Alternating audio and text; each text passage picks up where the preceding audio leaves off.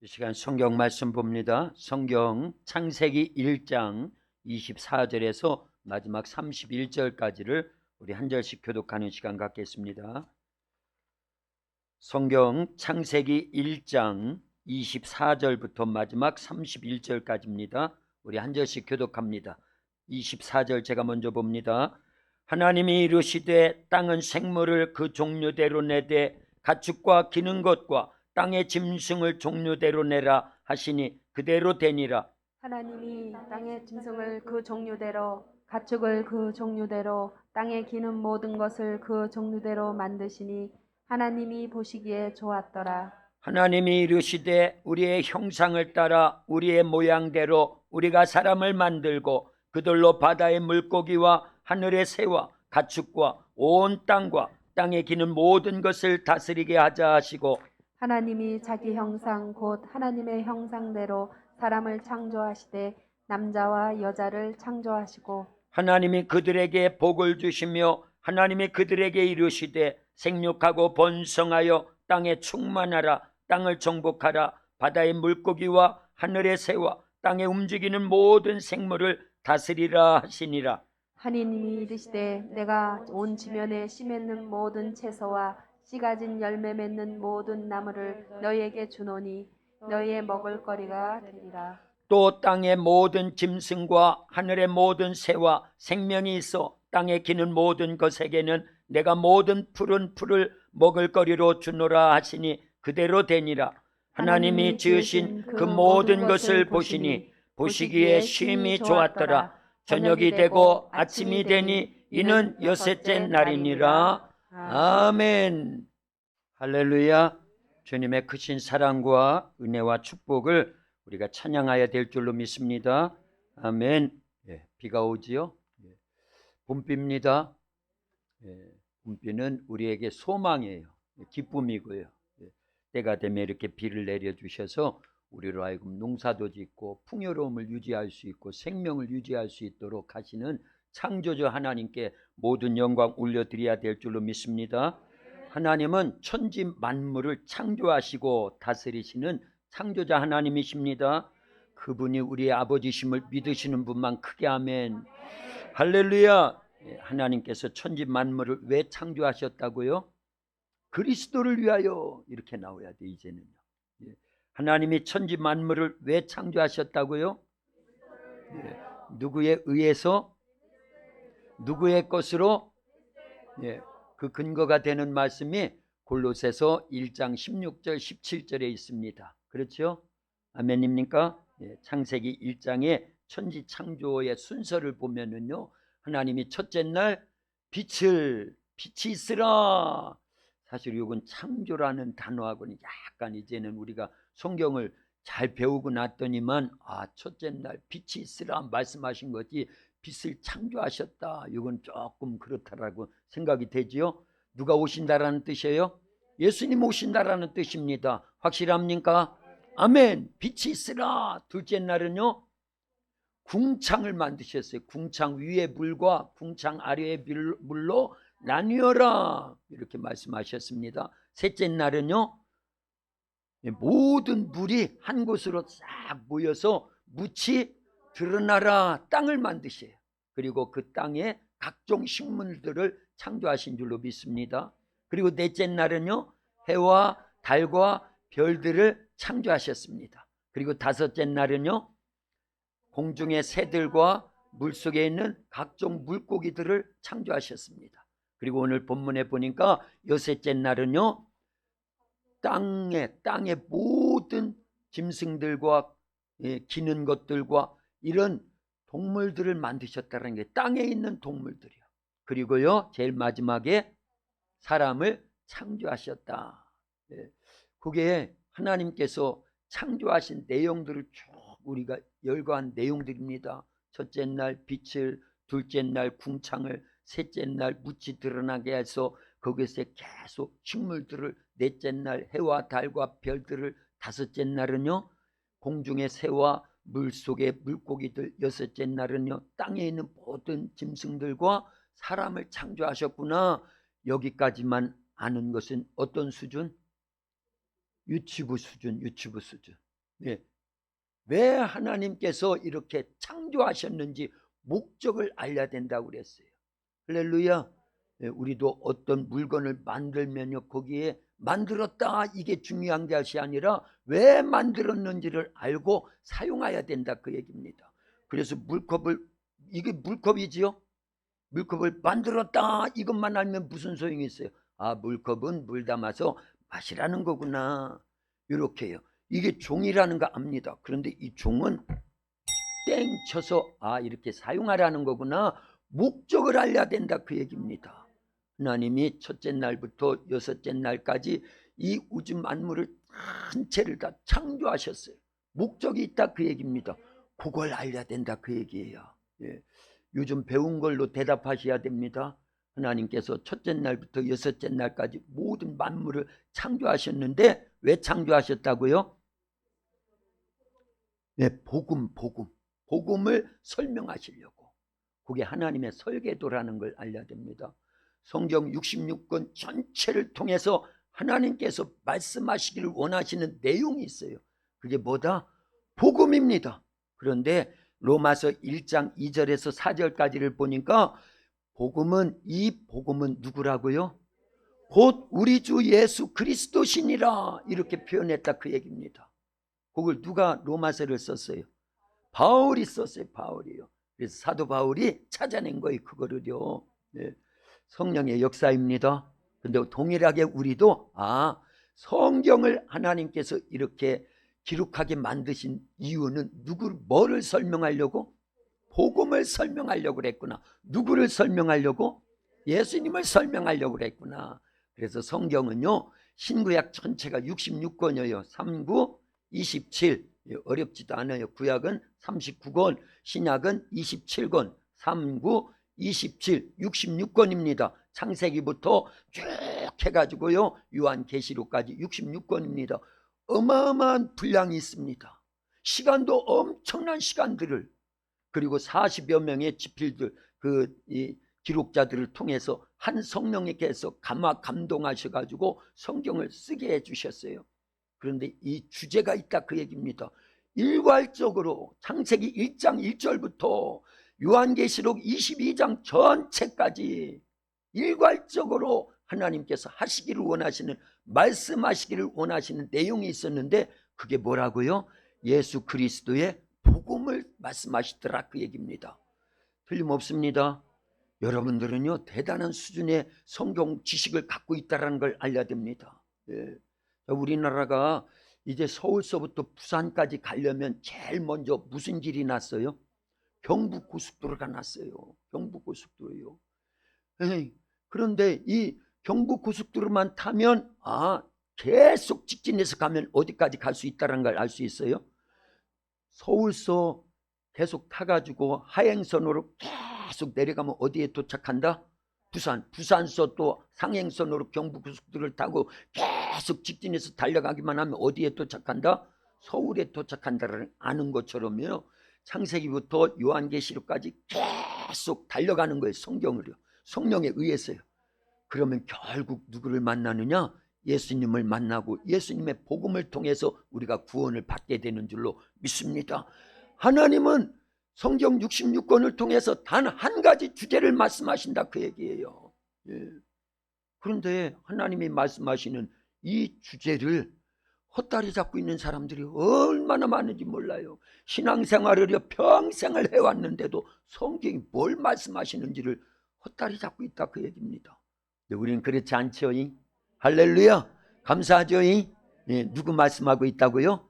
예수님의 뭘 말씀하고 있다고요? 복음을 말씀하고 있구나. 그런데 복음에는 7대 요소가 있다고 그랬어요. 예, 그것을 창세기 1장에서 그리고 창세기 2장 앞부분에서 안식에 대한 것까지 나누어야 되기 때문에 그러는 거예요.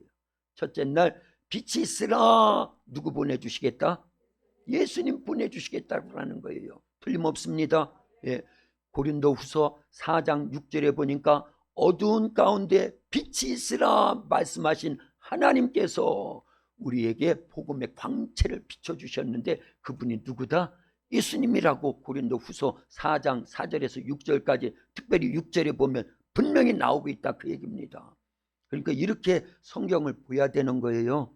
예, 빛이 있으라 해서 빛을 창조하셨구나 이걸로만 알면 안 돼요. 그런데 또 어떤 사람들은요, 그날 첫째 날 빛이 있으라 그랬더니 하나님이 세상 빛을 만드셨구나 이렇게, 그거는 유튜브 수준도 안 되는 거예요. 원래 물리적인 빛은 언제 창조하셨다고요?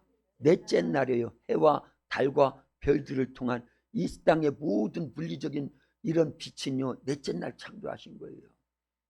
그러니까 언뜻 생각해봐도 첫째 날 빛이 있으라 하신 말씀은 세상에 있는 물리적인 빛이 아니라고 하는 걸 알 수 있죠. 영적인 빛인데 누구라고요? 예수님이에요. 그래서 요한복음 1장 1절부터 4절까지만 읽어봐도 생명의 빛으로 예수님이 오셨다 그 얘기를 하고 계셔요.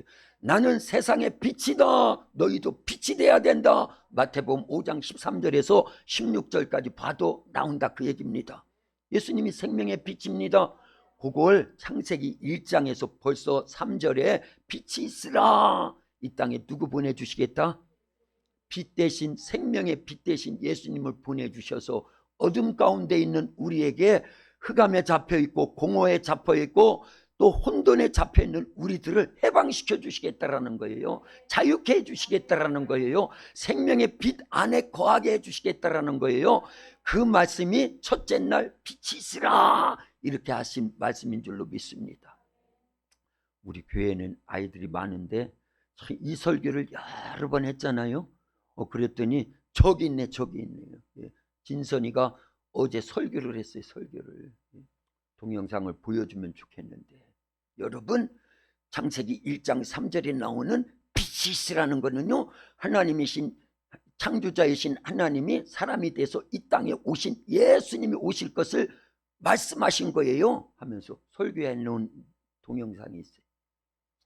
이따 오후에 잠깐 틀어줄게. 진선아 틀어줘도 안 돼? 안 되는구나. 그래 안 틀어줄게. 애들이 놀이를 해도 이제 저런 놀이를 하는 거예요. 그래서 참 감사하다. 듣고 있구나. 들려오는구나. 하나님의 생명의 말씀을 그렇게 듣고 있구나. 누가 역사하신다? 성령이 역사하시는 거예요. 예, 틀림없습니다. 둘째 날 하나님께서 궁창을 창조하시는데 궁창 위의 불과 궁창 아래의 불로 나뉘어라. 나눈다라는 말씀의 어원을 성경을 통해서 쫙 나열을 해보면요, 어디 가서 결론이 나오냐면 마태복음 27장 50절 51절 이 부분에 보면 예수님께서 십자가에 못 박혀 딱 운명하실 때, 돌아가실 때 성전에 성소와 지성소 사이에 가려져 있던 회장이 위에서부터 아래로 나뉘어졌다, 이 단어와 똑같은 겁니다. 그러면 뭘 상징한다라는 거예요? 둘째 날은 예수님의 죽음을 상징한다라는 거예요. 그걸 말씀하신 거예요. 궁창을 만드셔서 궁창 위의 불과 궁창 아래의 불로 나뉘어라.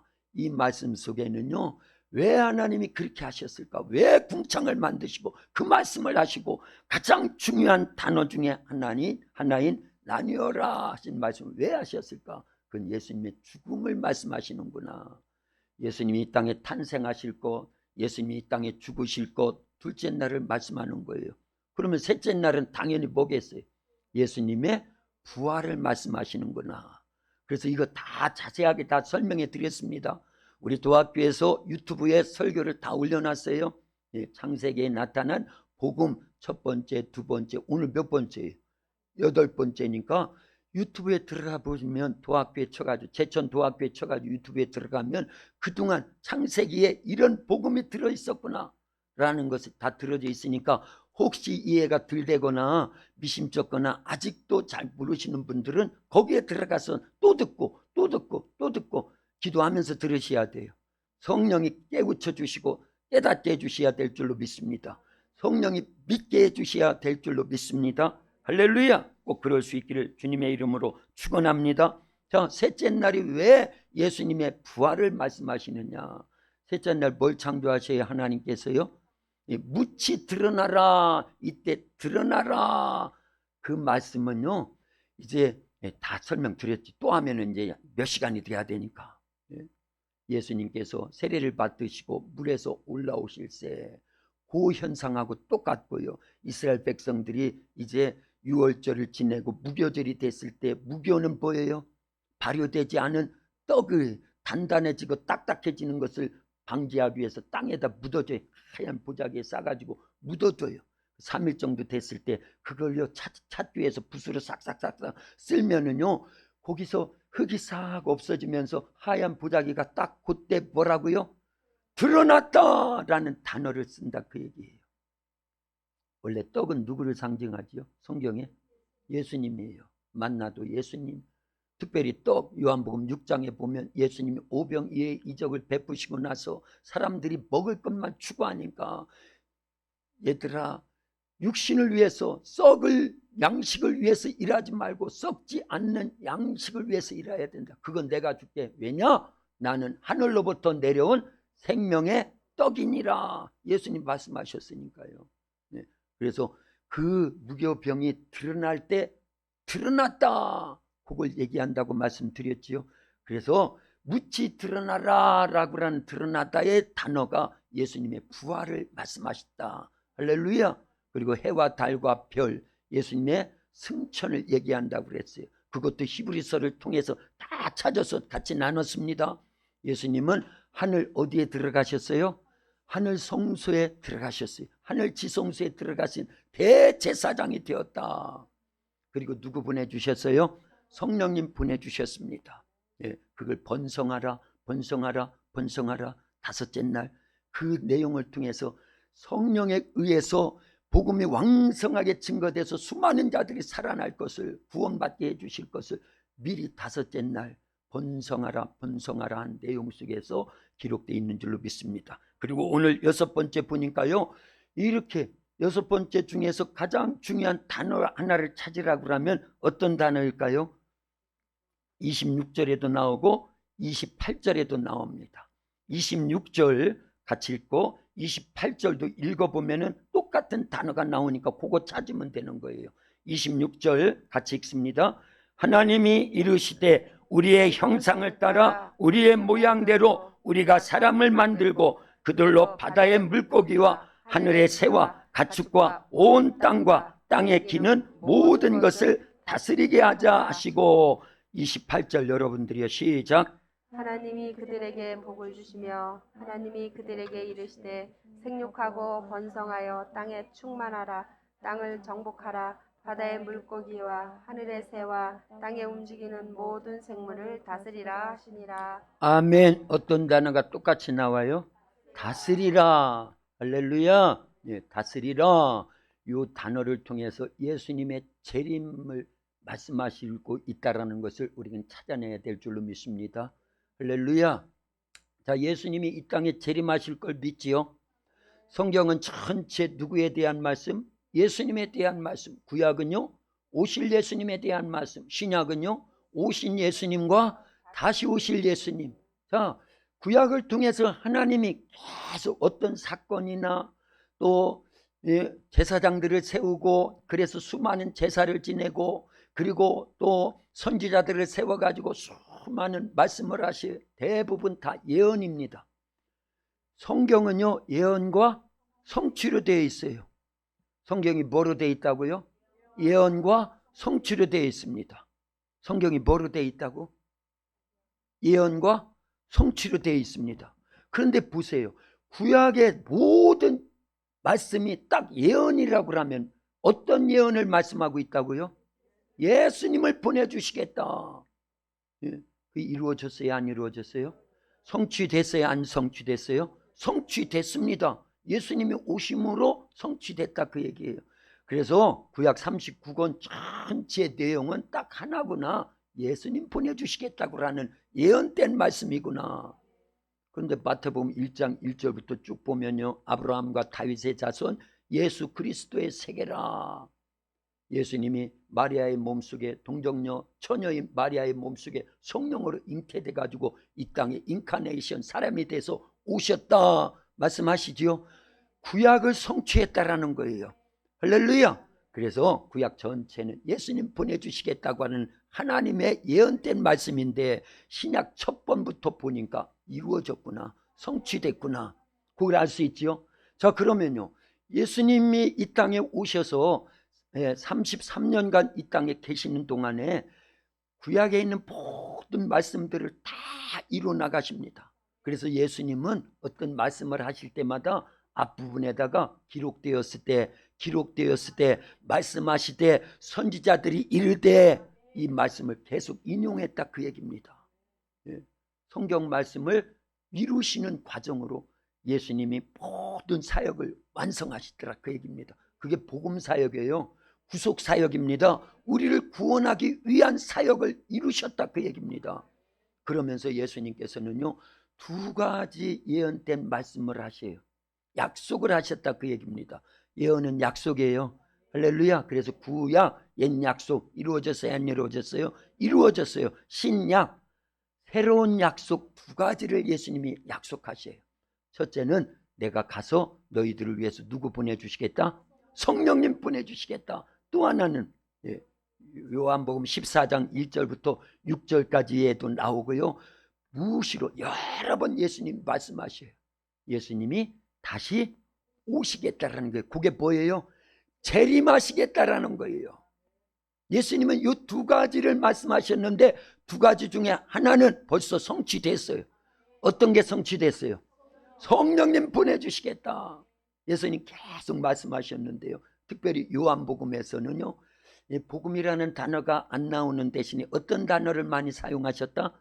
성령, 보혜사, 영, 그리고 샘물, 생수, 성령을 지칭하는 단어를 여러 번 사용하시면서 내가 가는 것이 너희에게 더 유익하다. 요한복음 16장 7절을 보면은요, 내가 실상을 너희에게 이르노니 내가 가는 것이 너희에게 더 유익한데 내가 가면 너희를 위해서 누구 보내주시겠다? 보혜사를 보내주시겠다라는 거예요. 보혜사 곧 누구요? 성령님을 보내주시겠다라는 거예요. 할렐루야. 이런 말씀이 요한복음에 꽉 차 있어요. 그런데 그 성령님은 오순절 마가다락방에 기도하던 120여 명의 성도들에게 임하셨고, 그 이후에 예수님을 믿고 예수님을 구주로 영접한 심령 속에 성령이 임하신다, 안 임하신다? 임하신다. 그래서 여러분들 심령 속에는요, 성령이 계신 줄로 믿습니다. 다 계시는 건 아니에요. 그러니까 반드시 예수님을 믿으면 누구 모셔야 된다? 성령님 모셔야 되는 거예요. 네. 그래서 이 말씀도 이루어진 줄로 믿습니다. 성경을 그렇게 보니까 구약도 이루어졌고 예수님이 이 땅에 오셔서 말씀하신 내용도 다 이루어졌는데 딱 한 가지만 아직 성취되지 않았는데 곧 성취될 말씀이 있어요. 그 내용이 뭐라고요? 예수님의 재림, 예수님이 다시 오신다라는 거예요. 이 재림도 반드시 성취될 줄로 믿습니다. 왜냐하면 구약의 그 수많은 말씀이 성취된 걸 보니까, 신약의 예수님 시대에 예수님이 하신 말씀을 다 이루신 거 보니까 예수님의 재림도 성취된다, 안 된다? 이룬다, 안 이루신다? 이루신다라는 거예요. 확실하죠? 그러니까 우리는요, 재림하실 예수님을 기다리는, 신랑이신 예수님을 맞이할 준비하는 신부들로서 마태복음 25장 1절부터를 지금 말씀드리는 거예요. 재림신앙을 간직하고 있어야 돼요. 예. 유대인들은요, 이스라엘 사람들은요, 초림하실 메시아를 계속 기다렸어요. 그들이 고난이 오고 고통이 오고 나라가 없어지고, 수많은 사람들이요 죽어나가고 포로로 끌려가고, 그래도 그들을 지탱해주고 있었던 게 뭐냐면 이제 초림하실 메시아 대망 사상이 있었기 때문이다, 그 얘기입니다. 그런데 그들은 고린도 후서 4장 4절에서 이 세상 신이 그들을 혼미케 해가지고 예수님이 메시아로 이 땅에 오셨는데 그 예수님을 못 박아 죽게 했어요. 몰라봤다, 그 얘기입니다. 예수님을 오해한 거예요. 어쨌든요, 그들은 메시아 대망 세상을 갖고 있었어요. 근데 우리에게는요, 벌써 예수님이 출임하셨지요. 구속 사역을 다 완성하셨지요. 그리고 예수님이 떠나가시면서 내가 가는 것이 더 유익해, 가면 너희들을 위해서 성령을 보내주고 내가 다시 와서 너희들 나 있는 곳에 있게 해서 영원한 안식을 누릴 수 있도록 축복해 줄게. 이렇게 말씀하시고 떠나가셨는데 그 중에 한 가지는 벌써 성취됐고, 나머지 재림하실 예수님을 우리가 끝까지 기다려야 될 줄로 믿습니다. 마태복음 25장에 보면 열처녀 비유가 나오지요. 그들은 누구 기다리는 누구예요? 신랑 대신 예수님 기다리는 신부예요. 누구를 가리키는 거예요? 오늘날 예수님 믿고 재림하실 예수님 기다리고 있는 우리 모두를 가리키는 거예요. 우리 모두가 그 열처녀 비유 속에 나오는 열처녀들입니다. 신부들이다, 그 얘기예요. 그런데 문제는 50대 50이에요.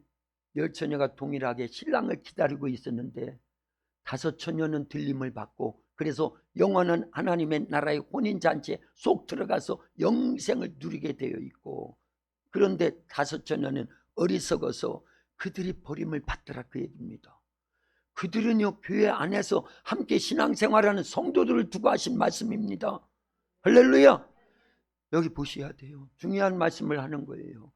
만약에 그 마태복음 25장에 50대 50이라고 할 때 이쪽으로 할까, 이쪽으로 할까?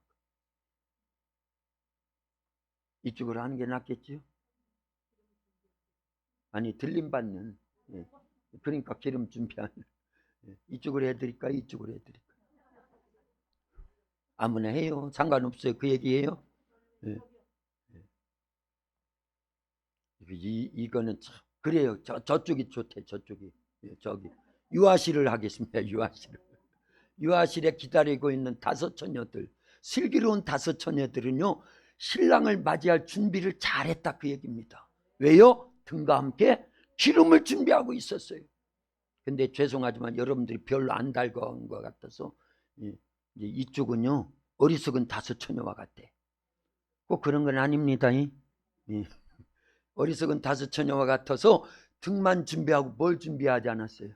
기름 준비하지 않아가지고 신랑이로다 맞으러 나오라. 그럴 때 신랑과 함께 딴딴따단 딴딴따단 혼인잔치 들어갔어요? 못 들어갔어요? 못 들어갔어요. 그러면 안 되지 않느냐는 거예요. 우리는 슬기로운 다섯 처녀와 같이 등과 함께 기름 준비 잘하고 있는 예수님의 재림을 기다리고 있을 때 잘 준비해서 신랑 대신 예수님과 영원한 혼인잔치에 쏙 들어갈 수 있기를 예수님의 이름으로 축원합니다. 아멘. 그런데요, 우리가 성경을 여기까지만 알면 안 돼요. 계시록을 잘 봐도 그렇고요, 다른 예수님께서 재림하실 때 어떤 현상이 있는지에 대해서 베드로가 또 기록한 내용에도 있고요, 예수님이 오실 때 공중에 오시죠. 큰 나팔 소리와 함께 오시죠. 그래서 찬송가 180장에 보면은요, 행군납 아니다. 아니 하나님의 나팔 소리 천지 진동할 때에 이 찬송을 잘 보면은요, 예수님이 오실 때 수많은 천군 천사들이 큰 나팔 소리와 함께 예수님이 재림하십니다. 그런데 그때 이미 예수님을 믿고 구원받은 성도들의 영혼, 그렇죠? 육체는 이미 땅에 있는 겁니다. 그들이 공중의 재림을 같이 한다, 그 얘기입니다.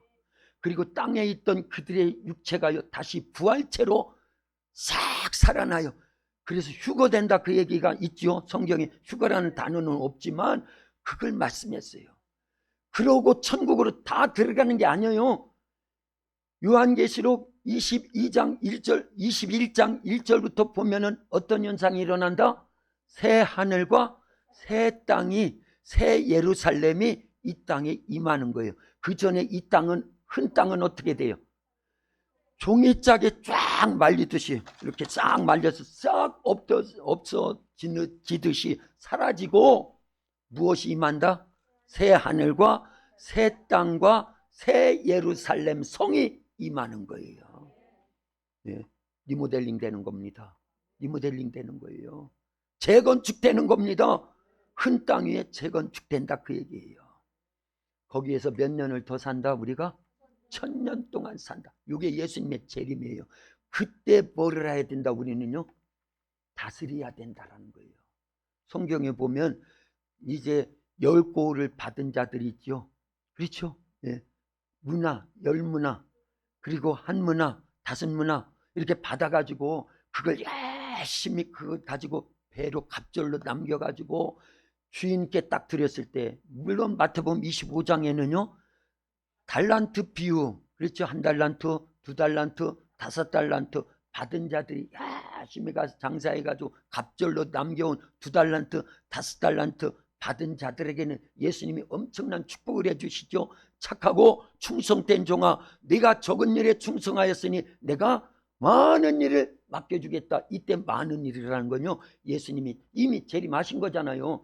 멀리 떠났던 주인, 멀리 떠났던 왕이 다시 와가지고 계산하자. 자, 그때가 뭔 때예요? 예수님이 재림하셨을 때예요. 그런데 두 달란트, 다섯 달란트 맡은 자들은 갑절로 남김을 갖고 왔을 때 주인, 어떤 주인? 재림하신 예수님을 얘기하는 겁니다. 할렐루야. 새하늘과 새 땅과 새 예루살렘이 만들어졌을 때 다 계산하는 거예요. 지금요. 그때 뭐라고 말씀하셔요? 착하고 충성된 종아, 내가 적은 일에 충성하였으니 내가 많은 일을 맡겨주겠다. 내 주인의 즐거움에 참여할지어다. 그게 같은 비유로 문화 비유가 있는데 그때는 10고을을 맡겨주겠다라는 거예요. 언제요? 예수님이 이 땅에 재림하셔서 천년왕국이 이루어졌을 때 10고을 권세를 갖게 될 줄로 믿습니다. 이 부분을 우리가 너무 약하게 알고 있다, 그 얘기입니다. 그래서 재림은 다스림이에요. 할렐루야. 근데 아무나 다스릴 10고을 권세를 주지 않습니다. 이 땅에서 예수님 잘 믿어야 돼요. 그래서 천년 왕국에서 사는 것도 예수님 잘 믿어야 되고 10고을 권세를 갖고 사는 것도 그래서 다스려야지요. 여기 보면 26절 28절을 그래서 말씀하셨다, 그 얘기. 그래서 예수님의 재림이다, 그 얘기입니다. 믿으시면 아멘, 확신하면 아멘. 할렐루야. 그래서 이런 말씀을 재림이구나 확실하게 들려야 될 줄로 믿습니다. 그런 의미로 26절, 제가 28절은 여러분들이 다시 한번 읽어봅니다. 하나님이 이르시되 우리의 형상을 따라 우리의 모양대로 우리가 사람을 만들고 그들로 바다의 물고기와 하늘의 새와 가축과 온 땅과 땅에 기는 모든 것을 다스리게 하자 하시고, 하나님이 자기 형상 곧 하나님의 형상대로 사람을 창조하시되 남자와 여자를 창조하시고. 28절 다 같이요. 시작. 하나님이 그들에게 복을 주시며 하나님이 그들에게 이르시되 생육하고 번성하여 땅에 충만하라. 땅을 정복하라. 바다의 물고기와 하늘의 새와 땅에 움직이는 모든 생물을 다스리라 하시니라. 아멘. 다스리는 권세를 주시려고 하나님께서 아담과 하와를 처음 창조하셨죠. 그러나 마귀의 말을 듣고 범죄해서 다 잃어버렸어요. 만유를 다 잃어버린 겁니다. 누구에게 빼앗겼어요? 마귀에게 빼앗긴 겁니다. 예수님 다시 오시고 이 땅에 오셔서 복음 사역을 통해서 우리에게 이걸 되찾아 주시려고 승천하셨고 성령으로 우리 가운데 임하셔 있고, 그리고 다시 재림하시는 날 우리에게 이 다스림을 다시 허락해 주실 줄로 믿습니다.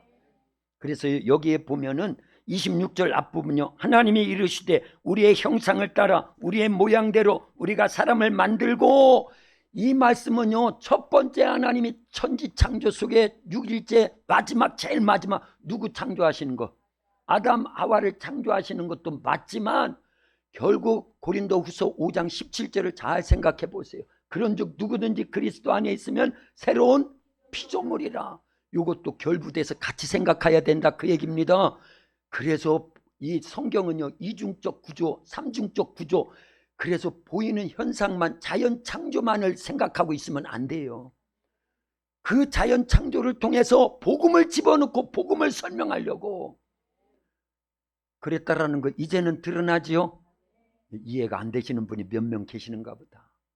그러니까 또 듣고 하셔야 돼요. 기도하면서 성령의 도우심을 구해야 됩니다. 왜냐하면 성령은 우리에게 말씀을 가르쳐 주시고 생각나게 하시는 보혜사 성령 하나님이십니다. 그분의 도움을 받아야 돼요. 어쨌든요, 이렇게 창조를 하되 다스릴 수 있도록 창조를 해주셨는데 다스림의 권세를 죄를 짓고 나니까 다 빼앗겨서 잃어버렸다, 그 얘기입니다. 근데 예수님이 되찾아 주셨어요. 그러려고 이 땅에 오신다, 그 얘기입니다. 그러려고 천년왕국을 만들어 가지고 열골 권세를 우리에게 주시는데 뭘 다스리냐가 또 중요합니다. 여기 보면은요, 요 세 가지를 다스린다고 말씀하셨어요. 그 내용만 나누고 마칠 거니까 잘 들으셔야 됩니다. 5분이면 됩니다. 예, 뭘 다스리라고 그랬어요? 26절에도 나옵니다. 28절에도 나오고요. 자, 다시 한번 읽어봐요. 26절에 뭘 다스리라고 했는지요. 하나님이 이르시되 우리의 형상을 따라 우리의 모양대로 우리가 사람을 만들고 그들로 바다의 물고기 다스리라고 그랬죠. 자, 이거는요, 바다의 물고기, 그 다음에 또 하늘의 새, 그리고요 가축과 온 땅과 땅에 기는 모든 것을 다스리게 하자. 28절도 그런 의미에서 뭘 다스리라고 그랬는지 찾아내야 됩니다. 1차적인 건 찾아내면 2차적인 건 제가 설명을 해드릴게요. 28절입니다. 하나님이 그들에게 복을 주시며 하나님이 그들에게 이르시되 생육하고 번성하여 땅에 충만하라. 땅을 정복하라. 바다의 물고기와 하늘의 새와 땅에 움직이는 모든 생물을 다스리라 하시니라. 아멘. 뭐 다스리라고 그랬어요? 바다의 물고기, 물속에 있는 모든 물고기 다스리라고 그랬죠. 그 다음에 또요, 하늘의 새들 다스리라고 그랬어요. 또 뭐 다스리라고 그랬어요? 네, 땅에 있는 모든 짐승들을 다스리라. 아, 그러고 보니까 공중의 새, 물속에 있는 물고기들, 땅에 있는 짐승들을 다스리라고 그랬구나. 자, 잘 보세요. 어쨌든 이제 다스린다는 건 재림 속에서 천년왕국 속에 우리가 해야 될 일들이라는 거죠. 그렇다고 하면 우리는 왕 같은 제사장들이 된다라는 거예요. 예수님 재림하시면요, 당연하지요. 당연한 겁니다. 그건 나중에 더 심도 있게 말씀을 드릴게요. 오늘은요, 뭘 다스리느냐? 아, 공중의 새들을 다스리라고 그랬구나. 근데 보세요, 예수님께서 말씀하십니다. 누가복음 9장에 보면은요, 58절일 겁니다. 누가복음 9장 58절. 마이크 든 사람은 찾아서 읽어줘요. 미처 저기다 말을 못 해가지고 그러니까요. 누가복음 9장 58절에 마이크 든 사람은요, 예수님 그렇게 말씀하시요. 여우도 굴이 있고 공중 나는 새도 깃들일 집이 있는데 인자는 머리 들 곳이 없구나. 찾았어요? 읽어. 예수께서 이르시되 크게 다시. 예수께서 이르시되 여우도 굴이 있고 공중에 새도 집이 있으되 인자는 머리 둘 곳이 없도다 하시고. 아멘. 자, 이것만 들으면 저도 그렇게 여겼었어요. 이 말씀을 깊이 깨닫기 전까지는. 아, 예수님은 워낙 청렴하시고 워낙 가난하셨고 낮아지셨고 섬기러 오셨기 때문에 이런 표현을 하셨구나. 대충 그렇게 들려오지요. 아, 여우도 굴이 있고 공중 나는 새도 집이 있는데 인자는 머리 둘 곳이 없다라는 걸 보니까 예수님 엄청 가난하셨구나. 맞아요, 그런 부분에서. 그러나 거기에 엄청난 의미가 들어져 있다는 걸 알려야 됩니다. 잘 보세요. 우리의 심령은요, 성전이라고 고린도전서 3장 16절에 말씀하셨어요. 누가 거하시는? 원래 하나님께서 아담을 창조하실 때 두 가지 재료를 창조하셨다고 그랬죠. 육체는 뭘로요? 흙으로. 영혼은요, 하나님의 생기신 성령님이 그 속에 계셔서 그 영혼을 만들어 창조하셔가지고 살렸어. 할렐루야. 근데 죄를 짓고 나니까 어떻게 돼요? 성령은 떠나시고, 떠나시고, 요한복음 13장 2절이나 또 여러 성경 구절을 보면은 우리의 심령이 죄로 가득하니까 누구의 집이 될 수 있다? 마귀의 집이 될 수 있고 귀신의 집이 될 수 있다는 걸 계속 우리는 나눴습니다. 자, 이걸 잘 은유적인 표현이거든요. 예수님이 하신 누가복음 9장 58절은 굉장한 심도 있는 은유적이고 영적인 의미로 말씀을 하신 내용이에요. 때로는 예수님이요, 헤로당을 두고 저 여우 같은 이런 표현도 했습니다. 헤롯 이렇게 표현하지 않고 여우라고 표현도 합니다. 그런 거랑 똑같은 거예요. 여우도 굴이 있고 공중 나는 새도 깃들일 집이 있는데, 자, 지금 뭘 말씀을 드리려고 하냐면요, 악한 것들은 우리 심령에 집을 짓고 들어와서 살기도 하는데 그렇게 너희들이 다 허락을 해놓고 내가 왔는데 너희들은 나를 영접지도 안 했어. 그래서 나는 머리 둘 곳차 없다. 들려왔어요? 들려오신 분만 하면, 예, 그 부분이에요, 그 부분. 근데 그거를요, 우리에게는 회복시켜 주시겠다고 하는 거예요. 공중 나는 새는 그럼 누구를 지칭하는 거예요? 악한 영들, 공중 권세를 쥐고 있는 이 세상 임금으로 군림하고 있는 에베소서 6장 10절 이하에 보면 다 나옵니다. 우리의 씨름이 혈과 육에 대한 것이 아니라 이 세상 정사와 권세와 어둠의 세상 주관자들, 공중 권세를 쥐고 있는 악의 영들과 영적 싸움이라는 거예요. 그러니까 이때 말씀하고 있는 공중에 나는 새는요, 공중 권세를 쥐고 있는 악의 영들을 얘기한다 그 얘기입니다. 들려오신 분들은 복되고 그렇지 않은 분들은 더 많이 들으셔야 되고, 그래서 제가 허다한 무리가 있고 500여 형제가 있고 120여 명의 성도들이 있고 그 안에 70여 전도자들이 있고 또 12제자가 있고 3제자가 있다고 그랬죠. 들을 수 있는 자는 성령이 교회들에게 하시는 말씀을 들을지어다. 들을 수 있는 귀가 열려지도록 하나님께 기도하세요. 성령의 도움을 받아야 됩니다. 또 들을 거예요. 여러 번 들을 거니까 걱정은 하시지 말고 기도는 하셔요. 성령님은 의지하세요. 그러면 때를 따라서 돕는 우리를 돕기 위해서 오신 성령님이 이런 말씀이 들려와서 정말 유익하도록 우리를 영적 세계로 막 인도해 주실 줄로 믿습니다. 할렐루야. 그러니까 이 말씀은 무슨 말씀이냐, 공중의 새를 다스리라는 건 뭘 다스리라는 거예요? 악한 마귀 사탄 귀신들을 다스리라는 거예요. 우리에게는 예수님의 이름 권세가 있습니다. 이 이름으로 병한도 귀신은 떠나가야 돼요. 마귀의 일들은 다 파괴돼야 됩니다. 그 권세를 이미 주셨다 그 얘기입니다. 예수님이 재림하시면 그 권세가 회복되어질 줄로 믿습니다. 예수님을 믿으면 우리 안에 이미 하나님 나라가 회복되어 있습니다. 이 권세가 회복되어 있어요. 그래서 마태복음 4장 17절에서 예수님 뭐라고 복음을 증가하실 때 복음 사역을 첫 번째 외치신 말씀이 있어요. 뭐지요? 회개하라, 천국이 가까이 왔다. 재림에서 우리에게 주어질 천년 왕국이 지금 벌써 와 있다 그 얘기입니다. 어느 부분에서는요, 그 권세 중에 하나가 공중 권세, 새로 표현되어 있는 누가복음 9장 58절에서는 그 새들도 깃들일 집이 있다. 너희들의 상한 그 엄청난 죄악의 심령 속에 악한 것들이 역사하고 있는데 나는 영집지도 않고, 그 얘기예요. 그 얘기다 그 얘기입니다. 어마어마한 책망의 말씀이었어요 예수님이요. 그러나 그런 권세를, 그래서 너희들이 얼마든지 공중나는 새들을 다스릴 수 있도록 도와줄게, 역사해 줄게, 그거예요. 그렇다고 그러면 그건 바로요 영권을 얘기합니다. 영적 본능을 얘기한다 그 얘기입니다. 그런데 두 번째는요, 물속에 있는 물고기들을 다스려라 그렇게 말씀했죠. 자 보세요. 누가복음 5장에 보면 예수님께서 베드로를 부르실 때 베드로는 빈배했어요. 그래서 빈배를 빌려가지고 말씀을 전한 다음에 뱃삭을 줘야 되잖아요. 그래서 베드로야 깊은 데로 가서 그물을 내려라.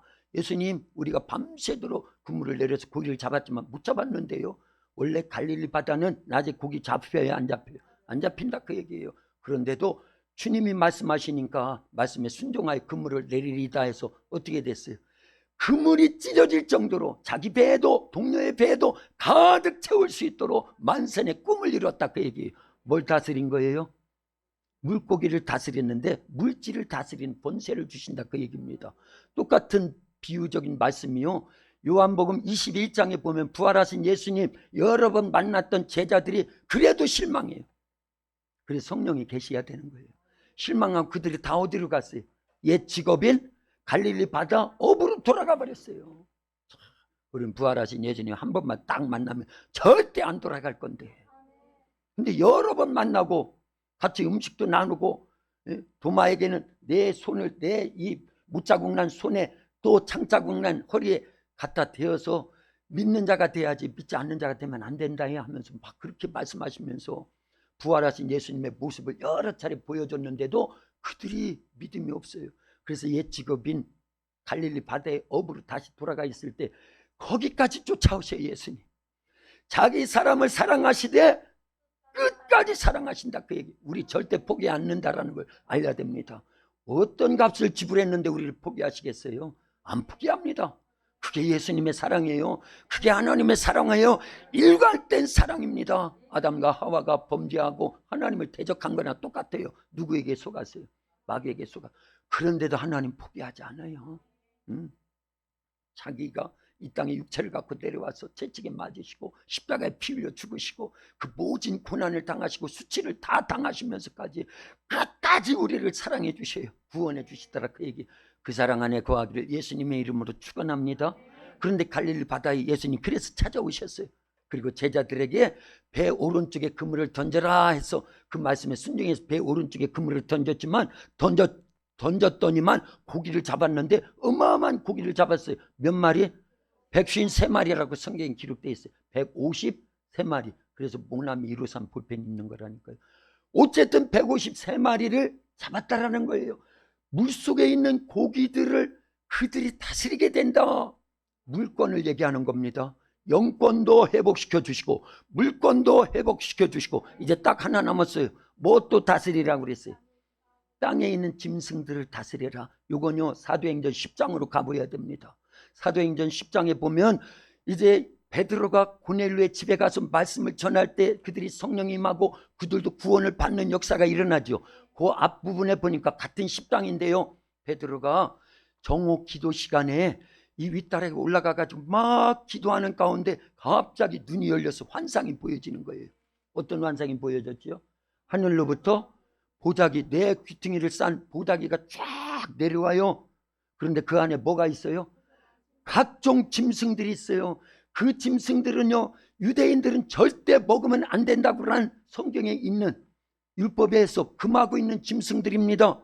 그런데 소리가 들려오기를 베드로야 잡아먹어라. 그래서 베드로 아니에요. 나는 절대 이런 부정한 짐승을 잡아먹은 적이 없습니다. 그럴 수 없습니다. 그랬더니 다시 한번 또 보여주시고 베드로야 잡아먹어라. 이러기를 몇 번을요? 그러고 있는데 문을 두드리는 소리가 들렸으니 그게 바로 고넬료가 보낸 사람들이었어요.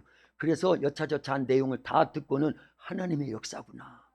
그리고는 이방인들인데 부정한 자들인데 그들에게 가서 같이 음식도 먹고 그들에게 복음을 전할 때 그들이 예수님을 믿고 구원받아서 믿음의 동력자가 돼서 그날 이후로 이방인들도 전도해서 구원받게 하는 것이 하늘아버지의 뜻이요 예수님의 복음 사역에 속해 있는 내용들이구나. 여러분들이 이때 아멘 크게 해야 돼요. 우리는 이방인 중에 이방인이에요. 그 사건 때문에 우리가 복음을 듣게 되는 거예요. 할렐루야. 자, 그거 얘기하는 겁니다. 그 부정한 짐승들 다 잡아먹으라는 거예요. 뭐 다스리라는 거예요? 사람 다스리라는 거예요. 사람 다스리. 이게요 지배하라는 게 아니에요. 구원하라는 겁니다. 인권을 갖고 구원하라는 거예요. 이렇게 하면 또 어떤 주사파들이 말하는 인권 그거 아닙니다. 예.